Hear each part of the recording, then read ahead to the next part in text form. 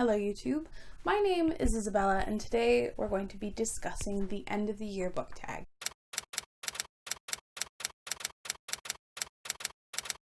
So the end of the year book tag was originally created by Bissett. I will leave a link to her channel below. I don't think the original video exists anymore, but anyway, links will be in the description. But I have done this tag for the past three years? Ever since I started BookTube.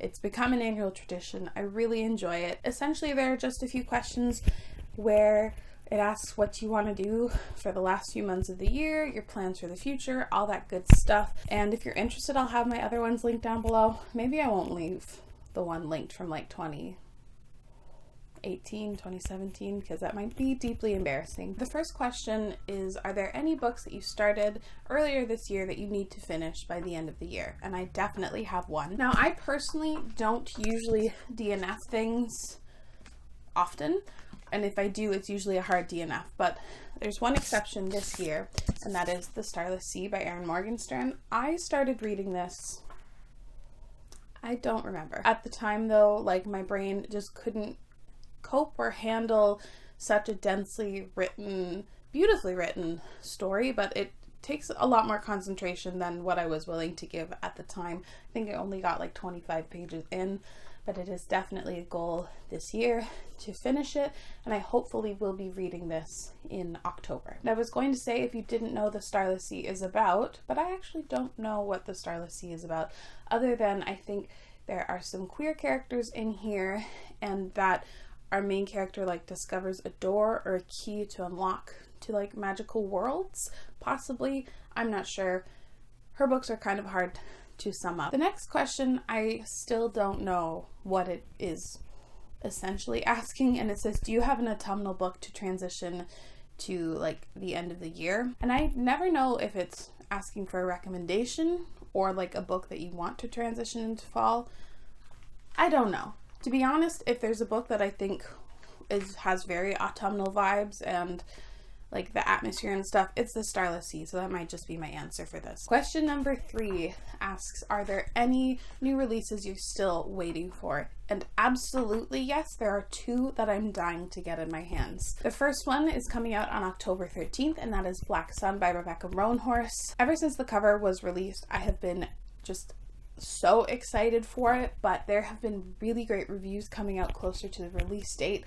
And Rebecca, I've now recently followed her on Twitter, and she's been discussing more and more about this story. All I know is that this is a pre-colonial tale set, I think, in Latin or South America, and I'm super excited. It's a fantasy story. It looks great.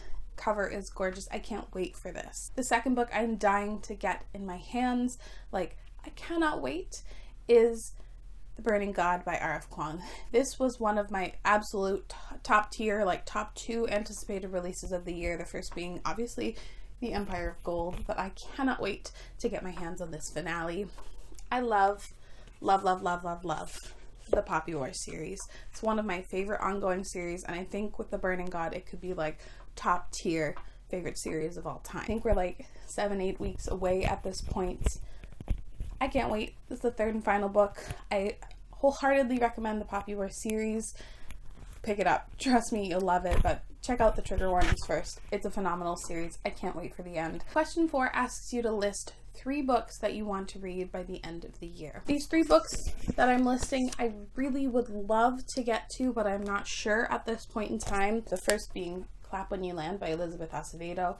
This is Elizabeth Acevedo's 3rd book and her 2nd book in verse. It follows 2 half-sisters who don't know that the other one exists until I think their father dies in a plane crash. I know I'm going to love this. I've loved her other 2 books, and I'm really hoping I can get to it, but I also really want to listen to the audiobook, so we'll see. I have been incredibly interested in reading Leviathan Wakes for a very long time. I actually own the first 4 books in this series by James S.A. Corey. I just haven't managed to get to it yet, but recently I've been really interested in reading it, and it's always kind of been on my radar and really close to me picking up.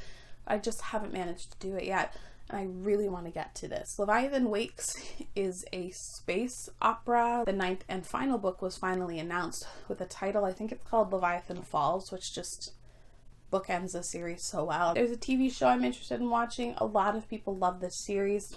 I'm excited to get started, but we'll see. And the final book has also been one that has been really pulling my attention recently. Every time I see it, I'm like, oh yeah, I want to read it. Do other people do this?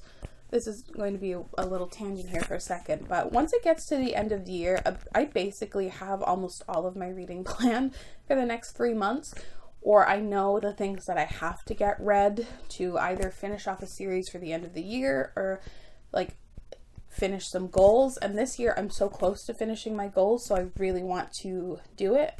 I basically know all of my October TBR. This should be going up before October or close to it. I know essentially everything I'm reading in October. I have a couple slots already filled for November, and I'm trying to give myself a break in December. In December, I'm not going to really push myself to read much. I'm going to give myself a break. Let me like film the content I want to film, and then also just survive the stress of Christmas. So I basically have the final months of the year planned, which is ridiculous, and I apologize for this very long tangent, but the final book, this is a stupid tangent, is Crown of Feathers by Nikki Palprado. This has just been really pulling my attention recently. I featured it a few months ago in a top 10 fantasy books on my TBR, and I just have really been interested in reading this. This follows two sisters who I think are possibly battling for the throne, or the two sisters, one is like really morally ambivalent and like doing some bad things, and the other sister's kind of like picking up the pieces for what the kind of not so great sister's doing. I don't know. I think there's a very complicated sister relationship in here. And this follows Phoenix Riders, which sounds super interesting.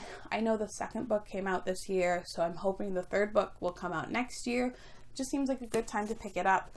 I've just been staring at it, and how is it that this stupid video with 6 questions is going to end up being over 10 minutes long? I don't understand myself. This is annoying. So question number 5 asks, is there a book that you think that could surprise you and become your favorite?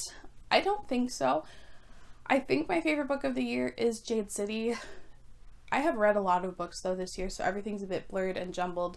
Quarantine brain is fun. But I think Jade City is the #1 spot, along with some sequels, Empire of Gold, that kind of stuff. So I don't think anything can top it, but there are 2 potential books. The first being, obviously, again, The Burning God by R.F. Kuang. Nobody's surprised. And a book that I really want to get to, and I'm deciding if it's going to be October or November that I read it in, is The Way of Kings. This is actually part 2. I finally decided on which version of The Way of Kings I was going to purchase because I've been stressing about it for like a year. It was a whole thing, and then I just said, fuck it, let's match all the Brandon Sanderson books that you already have, and you'll just match it to that. Part 1 has not come in yet. This literally came in today, so we'll see when it rolls through, but I'm excited to read it. I'm finally going to dip into Brandon Sanderson's possibly most epic series yet, and I'm very excited. I think I've said excited more times in this than any of my recent book hauls, which is saying a lot.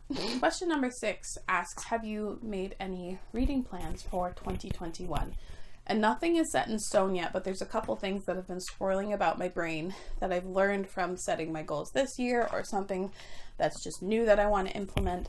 I'm excited to discuss them here. Oh look, I said excited again. Wonderful. So for a couple months, it's been swirling about my brain about the lack of nonfiction that I read. I used to kind of proudly say, I don't read nonfiction. Nonfiction is boring. It doesn't interest me in the slightest. I'm a fiction reader. And while obviously I don't think I will ever read more nonfiction than fiction, I have realized there are things that I need to read to learn, to better myself. A lot of it I want to be reading will be anti-racist readings, a lot of like feminist things, and I have a couple of nonfiction that I've collected over the years, but I'm thinking that I'm going to make myself read at least one nonfiction book a month, or at least make it a goal to read 10 nonfiction books that aren't memoirs. In 2021, I'm already planning on reading significantly more adult SFF. Science fiction and fantasy are my favorite genres, and sometimes I feel a bit limited because of my collection. A lot of the things that I've bought in the past few years weren't adult SFF because I buy a lot of stuff used and there's not so much of that.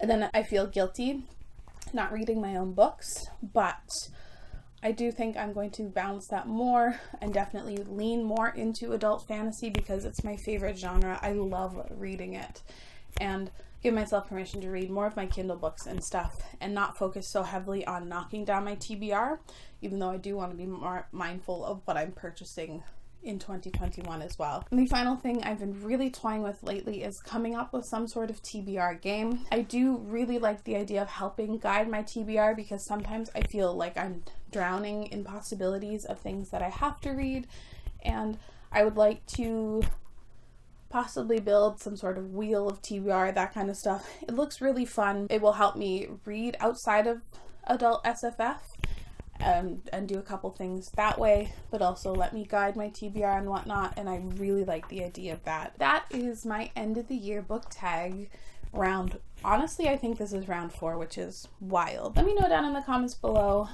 some of the books that you want to desperately try and finish in 2020. But as always, thank you so much for watching. I really appreciate it, and I will see you again very soon. Bye!